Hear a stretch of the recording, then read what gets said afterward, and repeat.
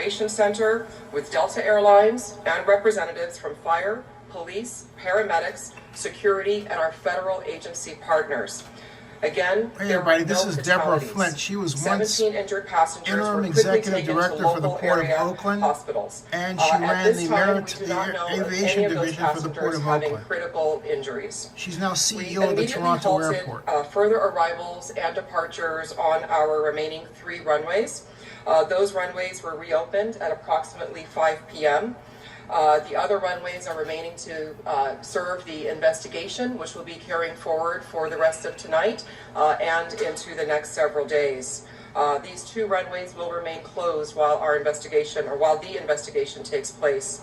Again, we are very grateful that there was no loss of life and relatively minor injuries. We are very focused on the care and the concern and the passengers and the crew, some of whom have already been reunified with their friends and their families. Others we have in a comfortable place right here at the airport in an environment where they're getting a lot of care and support from my staff. Delta Airlines is also continuing to provide customer care and information for passengers. In closing, no airport CEO wants to have these type of press conferences, but this is exactly what our emergency, our operations, and our first responder partners are all practiced and trained for.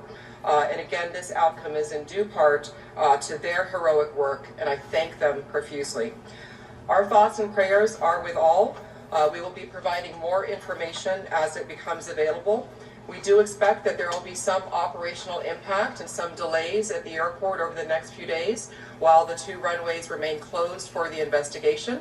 And we will be sharing information periodically. For those traveling, continue to look at our website and be in touch with your respective carrier as well. Thank you for your time today. And that was Deborah Flint, once interim executive director of the Port of Oakland. Thank you, Deborah. We're going to continue posting Toronto CEO. Pearson updates, operational updates on our X account, so be sure to follow us there. Thank you all for joining us.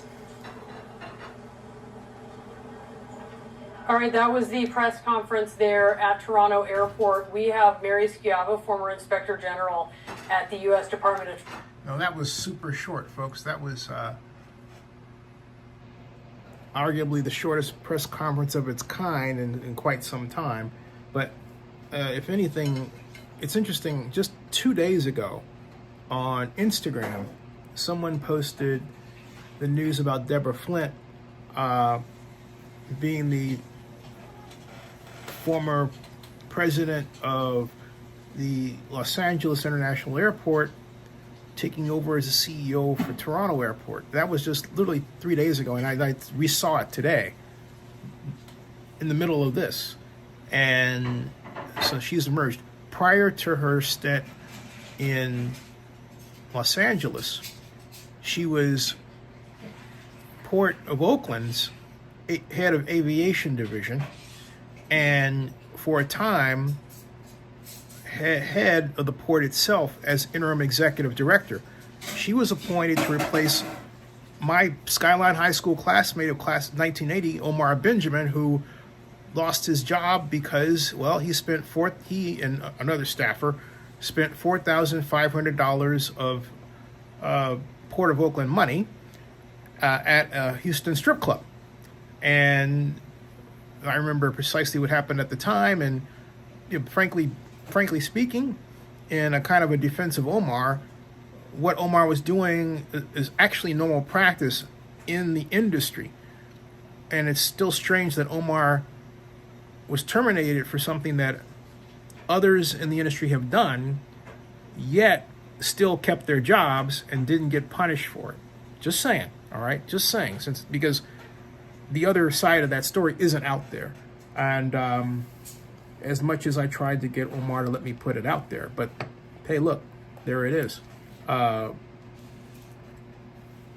line, though, is that Deborah Flint stepped in. She was the head of aviation at the time, and smoothly stepped in to replace Omar as interim executive director before, and served in that role actually for a few years, and until giving way to there's a gentleman she gave way to before Danny won. But at any rate, no.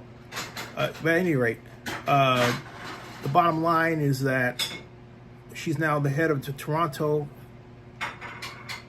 airport during the Delta crash or flip over.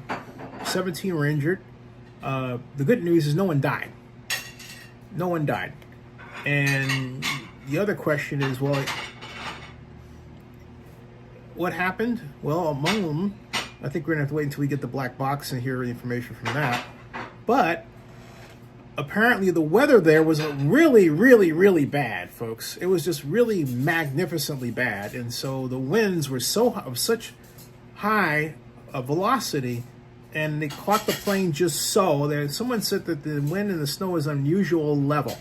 And that really is what happened. And that's why the plane flipped over. That's what happened. It flipped over. So, again, this press conference was only 2 minutes and 12 seconds long. That's 2 minutes and 21 seconds long. That's it.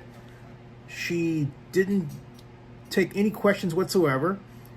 The assistant came up and said, hey, look, you can follow us for updates on X, which we still call Twitter. And that was it. So, more questions and answers still there. Could have been longer. But on the other hand, at least you know now that the CEO of the Toronto airport was also once the head of the Port of Oakland. Subscribe to Zenny62 on YouTube and bookmark ZennyReport.com and OaklandNewsOnline.com. Thank you. And stay tuned for more. Subscribe and donate or invest in Zenny62 Media.